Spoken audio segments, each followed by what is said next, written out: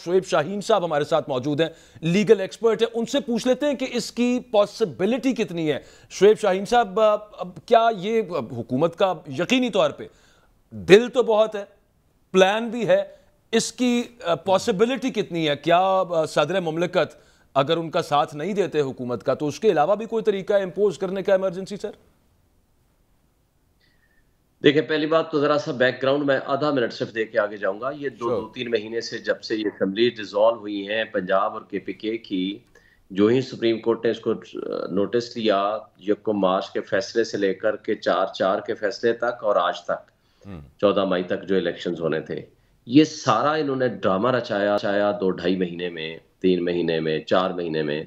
इनका मकसद सिर्फ ये था कि जो ही सुप्रीम कोर्ट फैसला करती थी, उनको ब्लैकमेल करते थे, मिलाइन करते थे, उनके खिलाफ बोलते थे, रेज़ोल्यूशंस पास करते थे, आइन को मुअत्तल कर रहे हैं रेज़ोल्यूशन के ज़रिए, करारदाद के ज़रिए। जिस दिन सुप्रीम कोर्ट के पास केस लगा होता था, 10-10, 15-15 प्रेस कॉन्फ्रेंसेस करते थे।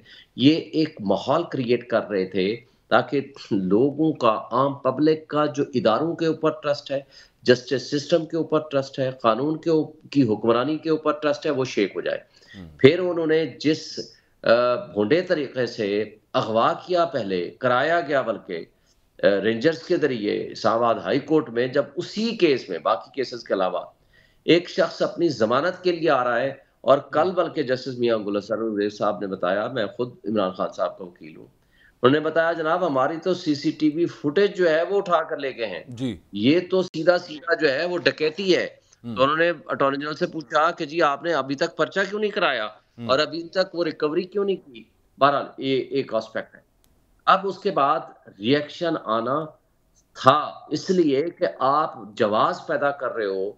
ये जो मॉब जस्टिस सिस्टम है कि जी इदारे, रियासती इदारे कोई ट्रस्टवर्दी नहीं है, क्योंकि इंसाफ का निज़ाम कुछ भी नहीं है, कानून कुछ भी नहीं है हमारे मुल्क में। सुप्रीम कोर्ट जो हुकूक की ज़ामिन है लोगों के 22 करोड़ 23 करोड़ का, उनके अपने ऊपर इतने अटैक हो रहे हैं, तो वो किसी की क्या हिफाजत करेंगे। तो मॉब का इस तरह का रिएक्शन आना था, जो फुटेजेस चली। अब ये चाहते क्या थे? अब सुप्रीम कोर्ट ने टेकअप कर लिया, इस्लामाबाद हाई कोर्ट ने बड़ा कॉन्ट्राडिक्टरी ऑर्डर किया कि जी गलत हुआ, तौहीन अदालत भी होगी। और उसके साथ-साथ देखें, बड़ी अहम बात थी, यकम को छुट्टी थी, यकम मई को, उस तारीख का वारंट ऑफ अरेस्ट जारी करते हैं। फिर सिर्फ ये नहीं करते, रेंजर्स जब उठाते हैं, कोई ऑफिशियल नैब का नहीं था। सेक्रेटरी इंटीरियर को इस्लामाबाद हाई कोर्ट ने बुलाया, तो उन्होंने कहा जी मुझे जी तो जी पता ही नहीं। बिल्कुल, ये सब मामलात रहे, लेकिन नैब ये वॉर कहती लाइक है सिचुएशन 8 तो को हमने तकरीबन बन गई थी ना शोएब साहब, जो कि जी, सॉर्ट लेकिन ऑफ इसको आइन जो कहता है कि ये चीजें अगर एग्जिस्ट कर रही हो मुल्क के अंदर, जिसमें से एक वॉर लाइक सिचुएशन है, और ये एक खुदा न खास्ता सिविल वॉर की तरफ बढ़ रहा था, बल्कि मैं तो कहता हूं तकरीबन शुरू ही हो गई थी, अल्लाह ताला माफ करे। लेकिन अब इनके पास क्या ऑप्शन है? क्योंकि जिस सूबे में इमरजेंसी डिक्लेयर होती है उसकी कंसेंट भी चाहिए होती है। यहां पे पंजाब और केपी की अगर बात की जाए, यहां पे तो कॉन्स्टिट्यूएंट असेंबली नहीं है।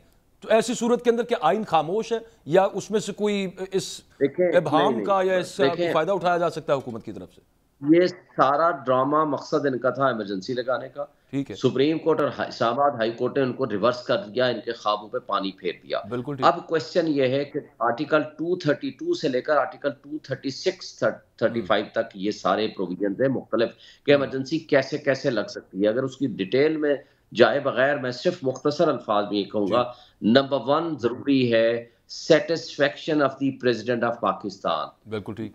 जब तक वो सेटिस्फाई नहीं होंगे, ये नहीं लग सकती इमरजेंसी। नंबर 2, उस प्रोविंस की जहां लगाना हो उसकी असेंबली की रेजोल्यूशन मस्ट है।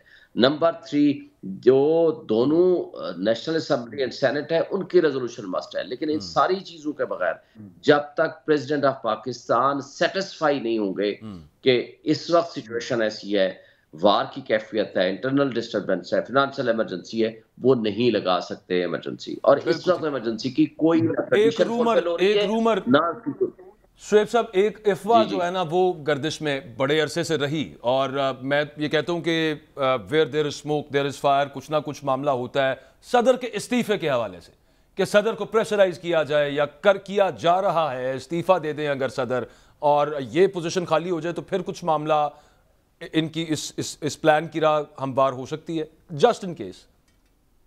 कहते हैं कि हजारों ख्वाहिशें ऐसी कि हर ख्वाहिश पे दम निकले।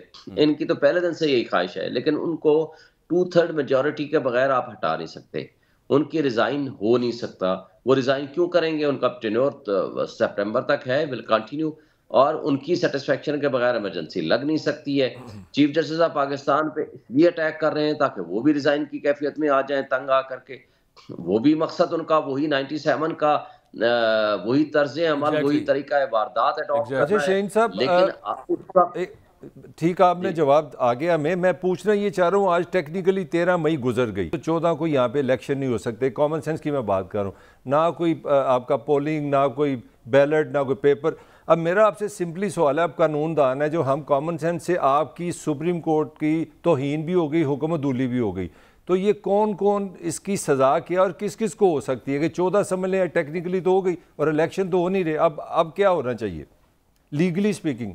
देखिए, सबसे सबसे पहले तो आइन की तौहीन हुई है। सबसे पहले तो आइन को मुअत्तल किया है इन लोगों ने। आइन की प्रोविजंस ये कहती हैं कि मुंतखब नुमाइंदों के ज़रिए उमूर ममलिकत चलाए जाएँगे। जो 2 सूबों में आपने नॉमिनीज़ बिठा रखे हैं, उनका टेन्योर भी 90 डेज़ का ख़त्म हो गया। लिहाज़ा वो उमूर ममलिकत चला नहीं सकते। तो सबसे पहले तो आइन की तौहीन है। आज होता है, कल होता है, इनके खिलाफ आर्टिकल 6 की प्रोसीडिंग्स होंगी। दूसरा है सुप्रीम कोर्ट के फैसलों के ऊपर अमल दरामद। ये को मार्च का फैसला है और 4/4 का फैसला है। 14 मई को इलेक्शंस होने थे, इन्होंने स्टे लेने की कोशिश की, टाइम बाई करने के लिए इन्होंने मुज़ाकरात का ड्रामा रचाया, वो दोनों नाकाम हो गए। अब सुप्रीम कोर्ट के पास 3 ऑप्शंस है। नंबर 1 वो ये कहते हैं कि जनाब हमने फैसला दे दिया, रियासती इदारे, पार्लिमान, ये पार्लियामेंटेरियंस, हमारे मुल्क की एस्टेब्लिशमेंट कोई भी मेरी हुक्म मानने को तैयार नहीं है, अब हम तो भाई कुछ नहीं कर सकते, हम घर बैठ जाएं। उस सूरत में ये हो नहीं सकता, इसलिए कि उस सूरत में कि सुप्रीम कोर्ट जो मुहाफ़िज़ है 23 करोड़ अवाम की, वो उनका ट्रस्ट ख़त्म हो जाएगा। जब उनका ट्रस्ट ख़त्म हो जाता है तो फिर ये अदालतें माइट ऑफ राइट के प्रिंसिपल की तरफ, इसका मतलब है, चले जाएंगे। अदालतें बंद होने के मुतरादिफ है। ये एक गरीब आदमी, एक आम आदमी जो इंसाफ की खातिर लोगों के पास आता है, अपने हुकूक के तहफ़्फ़ुज़ के लिए कोर्टों में आता है, ठीक है तो श्वेत इसका सर, मतलब है ये कि जो आपने अदालतें जी। बंद होने की बात, इसी से मुझे एक सवाल याद आ गया। हमारी भी एनलाइटनमेंट कर दीजिए, लोगों के इल्म के लिए भी बता दीजिए कि जस्ट इन केस इमरजेंसी या फिर जब नाफिज होती है, हंगामी हालात हैं, तो उसके उसके मुज़मरात होते क्या हैं एक्चुअली? क्या क्या क्या मुअत्तल होता है मुल्क के अंदर? अदालती सिस्टम भी तो यकीनन मुतासर होता है उससे। देखिए, पहली बात तो ये है कि मैं सिर्फ एक फ़िक्रा करके, कि मैंने कहा ना कि ऑप्शन कोई नहीं है, अब सिर्फ और सिर्फ कॉन्टेम्प्ट प्रोसीडिंग्स होंगी। ये मिनिस्टर से लेकर कैबिनेट तक, प्राइम मिनिस्टर तक, सेक्रेटरी खजाना और सेक्रेटरी ठीक इंटीरियर, ठीक। गवर्नर स्टेट बैंक, ये सारे के सारे जेल भी जाएंगे, इलेक्शन भी इंशाल्लाह होगा, और इनके खिलाफ ये नाअहली भी होगी। इन कोई और ऑप्शन कोर्ट के पास बचा ही नहीं है, इनके खिलाफ होगा। अब आते हैं इमरजेंसी अगर लगती है। इमरजेंसी के हालात ही नहीं है कि इमरजेंसी लगे, और अगर इमरजेंसी लग जाए तो जो असल प्रॉब्लम होता है वो ये होता है कि आप वो जो फंडामेंटल राइट्स हैं, some fundamental rights of the citizens of Pakistan, वो सस्पेंड हो जाते हैं। बिल्कुल ठीक। दैट इज द राइट कि जिसको चाह उठाया, जिसको चाह वो कर लिया। लेकिन उसके सब कुछ के बावजूद आपको याद है, जब आइन भी मुअत्तल था, यानी ज़ियाउल हक का जमाना उठा लें, मुशर्रफ का उठा लें, या उससे माजी में भी 73 के कॉन्स्टिट्यूशन के बाद सब कुछ के बावजूद जो जुडिशियल रिव्यू की पावर्स है सुप्रीम कोर्ट की या हाई कोर्ट्स की, वो फिर भी बाकी रहती हैं। ये नहीं हो सकता कि आप इन ह्यूमन एक्शंस करें और अदालतें कहें हम आंख बंद करके बैठे हुए हैं। और कल भी इन्होंने कोशिश की, जनाब आर्टिकल 245 के तहत फौज आ गई है, तो लिहाजा आप ये केस ही ना सुने और कोई केस ना सुने और सबको जो है ना जेलों में बंद कर दें। तो जस्टिस मियां गुल हसन औरंगजेब साहब ने कहा कि क्या मुल्क में मार्शल लॉ लग जाए, और मार्शल लॉ भी लग जाए, इवन देन लोगों के बुनियादी इंसानी हुकूक का जहां मामला आएगा। अच्छा, ये एक मैं नाज़रीन को सुनाना चाह रहा हूँ, कल जो DG ISPR साहब ने एक प्रोग्राम के अंदर उमर साहब वो जो एक दिया, उन्होंने एक बीपर दिया, उनकी जो स्टेटमेंट आई है वो ज़रा दिखा दीजिए। इन दोनों चीज़ों को मिला के फिर मैंने एक सवाल करना है, प्ले करें प्लीज़। ताहिर मलिक साहब, मार्शल लॉ का कोई सवाल नहीं पैदा होता। ओवरऑल जो शुएब शाहीन साहब से मैं पूछ रहा था और वो बता रहे थे कि इमरजेंसी में होता क्या है, बेसिकली आपके जो फंडामेंटल राइट्स हैं वो मुअत्तल हो जाते हैं। जिसे चाहा उठा लिया, जिसे चाहा भेज दिया।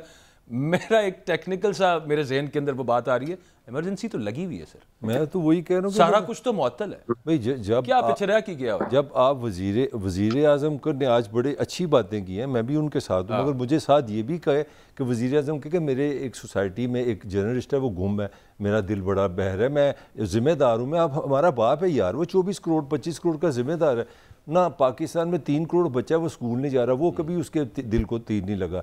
यहाँ जो हमारी जो मुझे थोड़ा सा ख्वाजा आसफ को मैं थोड़ी सी तारीफ़ करूँगा, चलें कहीं को थोड़ी सी हया तो दिखाई नहीं यार। लोगों के लिए वो इतना तकलीफ देता कि एक लड़की जो हमारी बेटियों की तरह उसकी अपाहज है, उसको खींच रहे हैं, और कितनी एक को बालों से पकड़ के घसीट रहे हैं, थोड़ी सी घर के अंदर घुस के मैं वही कह रहा हूँ, मैं चाहता था कि हमारा वज़ीर आज़म भी ये कह दे कि यार ये डेमोक्रेसी है, और कहे कि मैं 40 साल हो गए इनको। वजीर आजम ने कह दिया, उसने कहा है कि नाउ और नेवर, डू और डाई। ये कर क्या रहे हैं, इसमें मैं कमेंट उन्होंने इमरजेंसी भी लगा दी हुई है और आगे उस मैं टाइम आपसे ले रहा हूँ, मैं आपसे टाइम, ये चक्कर ये चला रही है बिल्कुल बच्चों की तरह, ये चाह रहे हैं कि सारी लड़ाई करवा दें इमरान की और इस्टेब्लिशमेंट की, हमारा वो 14 मई वाला जिक्र ना हो। सारी लड़ाई ये है कि हमने इलेक्शन नहीं कराने, वो जिक्र ना हो। आम आदमी की बात में सारा जोर है खान पे, PTI पे, यार हो गया ठीक है, उस पर लॉ एक्शन करो, उनको पकड़ो, मगर वेयर इज द इलेक्शन?